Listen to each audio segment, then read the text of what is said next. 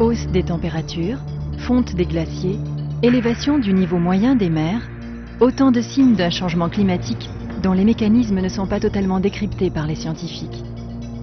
Dans le fonctionnement de la machine climatique, l'atmosphère et ses interactions avec la surface océanique et continentale jouent un rôle fondamental. Il y a un équilibre radiatif qui fait que la vie a pu se développer.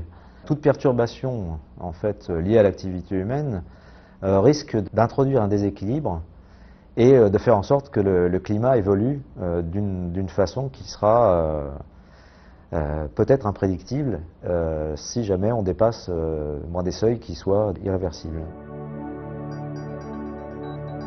L'atmosphère subit un certain nombre d'échanges et des interfaces avec différents milieux. Il est important vraiment de bien les prendre en compte pour mieux comprendre l'évolution du climat. L'augmentation de l'effet de serre due à l'activité humaine commence à être mieux comprise. En revanche, l'impact des nuages et des aérosols, fines particules d'origine naturelle ou humaine en suspension dans l'atmosphère, reste la source d'incertitudes majeures. Nuages et aérosols contribuent à deux effets opposés. L'effet de serre, où les émissions infrarouges terrestres sont absorbées par l'atmosphère, ce qui entraîne son réchauffement, et l'effet parasol, où la réflexion de la lumière solaire provoque le refroidissement de l'atmosphère. La mission Calypso et celle des satellites de l'observatoire A-Train sont centrées sur l'amélioration de la connaissance des nuages et des aérosols. L'évolution des observations spatiales marque une étape importante avec l'Aquatrain. Aqua est une plateforme qui embarque un certain nombre d'observations par des systèmes passifs.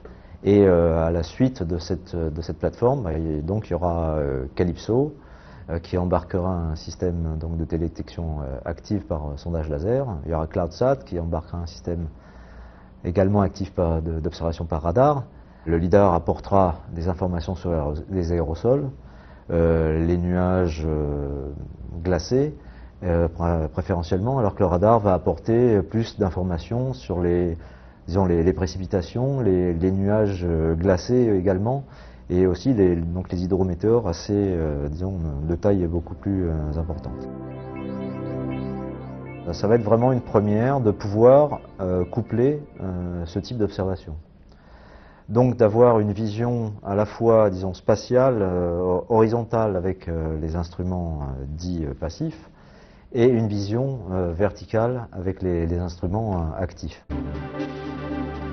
La communauté scientifique va ainsi disposer simultanément pour une même zone observée de quantités de données complémentaires obtenues par les instruments des satellites de l'Observatoire spatial A-Train.